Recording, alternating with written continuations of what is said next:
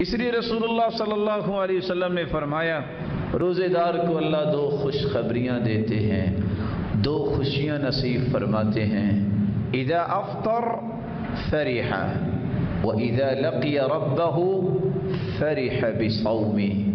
ایک خوشی اس کو اس وقت ملتی ہے جب سارا دن بھوکا رہ کے افطاری کرتا ہے تو کتنا خوش ہوتا ہے، اور ایک وہ بھی خوشی اس کو ملے گی قیامت کے دن جس کے بارے میں اللہ کے رسول نے فرمایا، اللہ ذو الجلال فرماتے ہیں الصوم لی وانا اجزی بہ۔ میرے فرشتوں، میرے بندے نے روزہ رکھا ہے، تم ایک نیکی کا 10 گنے اجر لکھتے ہو، اگر زیادہ اخلاص ہو تو 70 گنے، اگر زیادہ اخلاص ہو تو الی 700 ضعف 700 گنا اجر لکھتے ہو،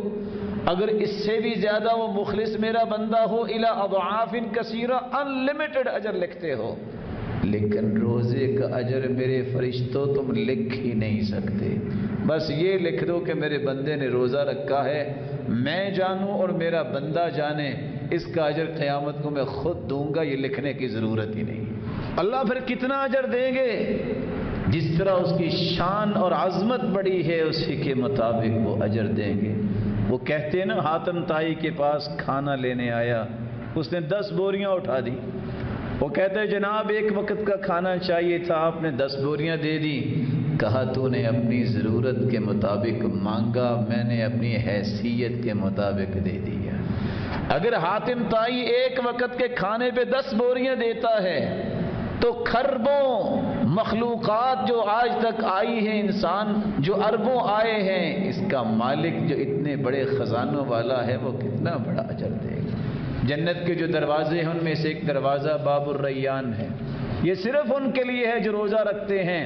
اور اس دروازے سے داخل ہوں گے، دروازہ بند کر دیا جائے گا، کوئی اس دروازے سے داخل نہیں ہوگا،